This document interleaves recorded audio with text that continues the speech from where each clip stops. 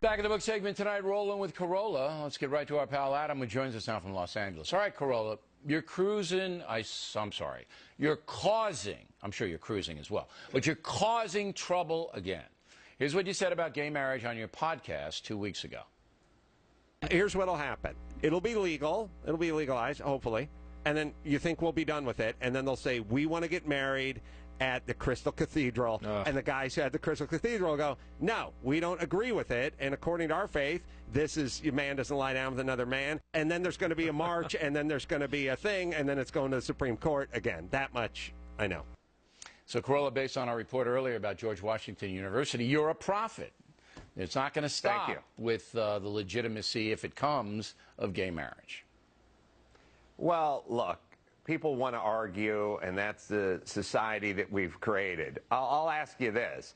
10 years ago, if I would have asked you, we're going to elect our first black president, do you think you would have said, well, then there'll be more arguing about race or less arguing about race?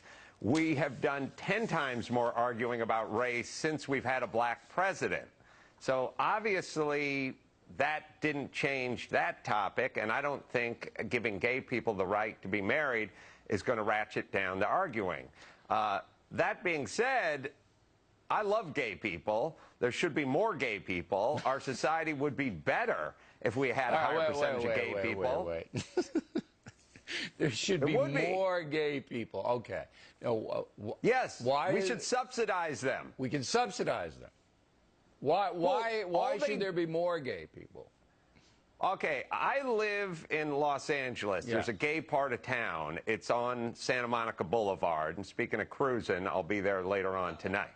Now, Santa Monica Boulevard and Western Boulevard basically looks like Beirut. And then when you go a couple miles to the south and you get to the gay part of Santa Monica Boulevard, it looks like Shangri-La meets Seattle. Okay, there's so no it's gum more on the of ground. It's beautiful. I got it. All right, so there's in predominantly gay neighborhoods, there's order and law-abiding people, and they have a minimum of chaos. That's where you're coming from. Okay, I can't argue with that.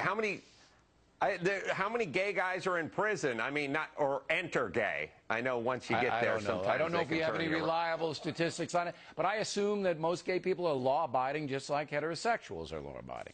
Okay. Oh, they don't have a bunch of kids that are crapping up the system. Yeah, you can't blame the youth of America, although the adoption now you can, but whatever. Bottom line on this is that homosexual Americans want respect, and that's what it's all about. And that's why you're right, the debate's never going to end.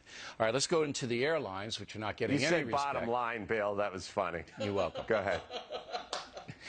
Airlines not getting any respect because, you know, it's a cut-rate operation. You pay $100 to fly to Florida. You're not going to get anything. You want a pillow, it's going to be $5. So what's the beef?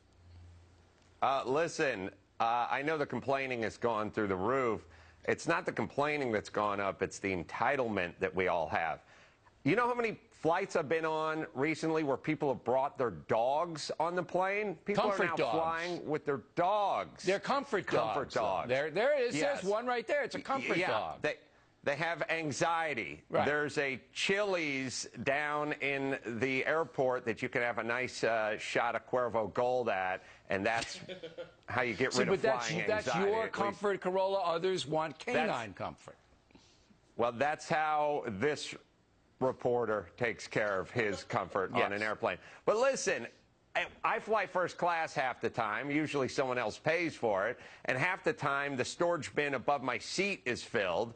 And the other half of the time, everyone is barging in from coach and farting up my first class lav. And all I'm saying is this, it's a little microcosm of what our world has become. Why should you get to sit up there in first class? Why? Because I paid more, bitch. But you there shouldn't be any classes. Pay more. Right.